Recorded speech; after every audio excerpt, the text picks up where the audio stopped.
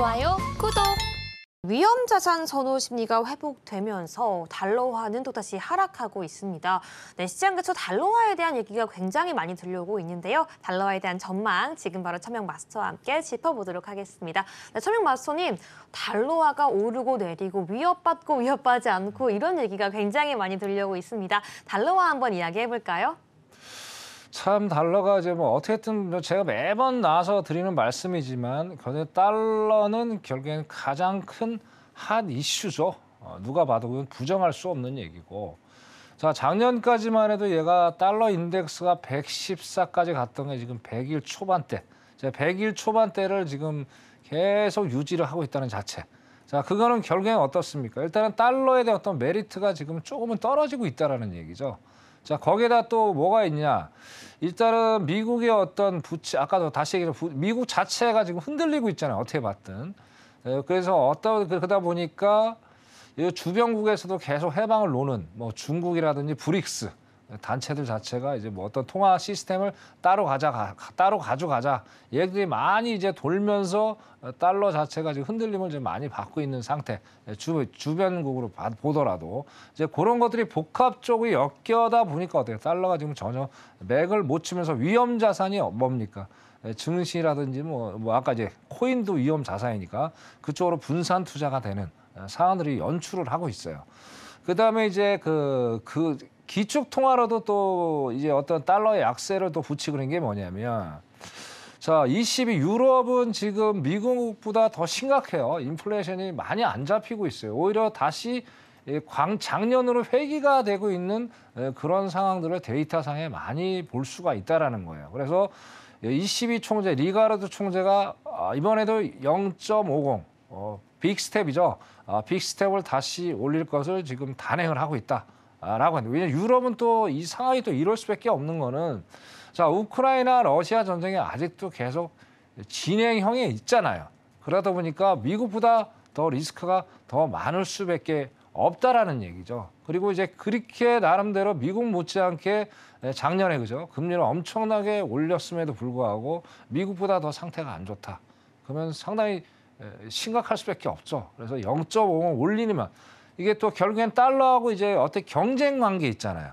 경쟁 관계 있다 보니까 어떻습니까? 달러의 어떤 약세를 더 부추기는 그런 역할을 지금 할 수가 있겠죠. 왜냐하면은, 자, 미국은 이제 작년 12월부터 0.25 베이비 스텝을 단행을 했어요.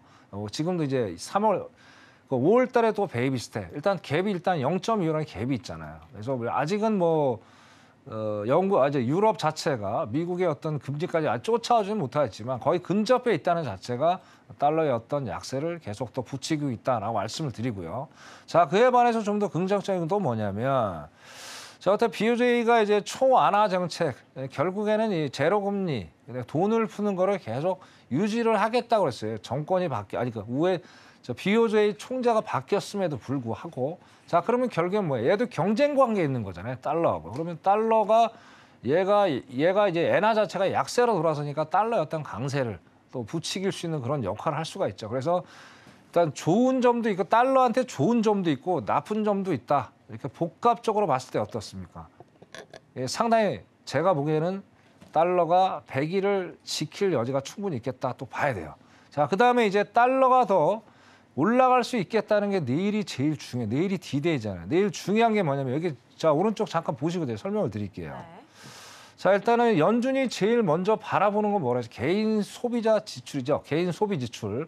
PC이죠. PC. 그죠? 자, PC가 이제 근원이 제일 중요하다고 제가 몇 번 말씀드렸어요. 자, 작년하고 올해하고 상황이 완전히 다르기 때문에 그걸 보시면 안 되고 근원이 제일 중요해요.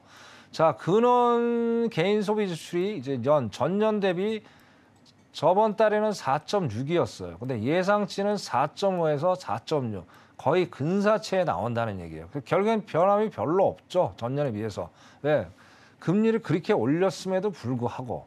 자, 중요한 건 이제 개인 소비 지출 이제 전월비 MOM이에요. MOM. 이게 0.3, 0.3이에요. 저번 달에 0.3, 이번 달에 0.4. 그러면 연준이 제일 많이 바라보는 이 MOM, 전월비 이걸 제 여기 초근원 물가가 다 내포가 돼 있단 말이에요. 그럼 전혀 변함이 없다라는 거예요. 자, 이걸 보면서 연준이 깜짝 놀랄 거고. 자, 그다음에 아까 이제 실업수당 청구 건수 있죠. 그것도 다시 줄었단 말이에요. 오늘 파월이 오늘 그 데이터를 보고 깜짝 놀랐을 거고 내일도 만약에 이렇게 나온다면 어떻게 돼요? 연준이 상당히 또 고민을 많이 하겠죠. 물론 초안은 다 나와 있겠죠. 하지만 이제 파월이 결국에는 발언을 어떻게 하냐에 따라 시장이 또 바뀔 수 있겠다라고 말씀을 드리고 싶고. 자, 그다음에 이제 중요한 게 미시컨대 기대 인플레이션이에요. 기대 인플레이션. 이게 이제 저번 주에는 일단은 이 잠정치가 나왔고 그다음에 금요일 날은 이제 확정치가 나온 날이고 확정치. 확정치가 나오면 어때요? 확정치가 더 안 좋게 여기 데이터를 보셔도 그래요. 이게 왼쪽에 요 색이 있잖아요. 요게 지금 저번 거란 말이에요. 자, 이번 거는 다 봐도 숫자가 높게 나오잖아요. 전체적으로. 그죠? 자, 이게 어떤 의미가 있냐면 자, 일단은 인플레이션이 안 걸 걸 같다고 사람들이 생각을 하는 거예요. 그러면 자기네들이 갖고 있는 안전자산 자체가 상당히 값어치가 높아져 버리죠. 그러면 높아져 버리면 어떻게 돼요?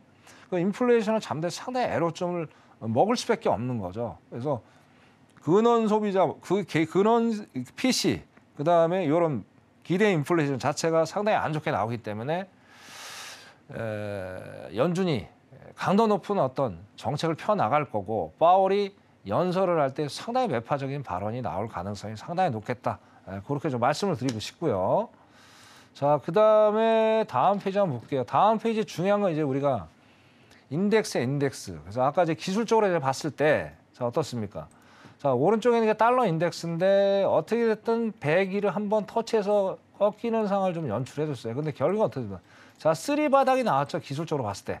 자, 3 바닥이 나오면서 102를 초반대를 강력하게 지금 지지를 해주기 때문인 거예요. 자, 그럼 어떻게 돼요? 3 바닥 기술적으로 봤을 때 일단 상승으로 갈 수 있는 여력이 충분히 있겠죠. 자, 물론 강달러는 아니죠. 이 정도 뭐 저번 9월 달 정도는 가지는 않을 거예요. 하지만 충분히 그죠? 102를 넘어서 103, 104까지도 갈 수 있는 여력이 충분히 있겠다. 기술적으로 봤을 때. 그래서 아직은 여전히 따끈따끈한 어떤 달러, 강달러의 기조를 좀 보여주고 있다. 보여지고. 자, 우리나라 걸 잠깐 볼게요. 우리나라가 지금 환율이 자, 1290원대, 그죠?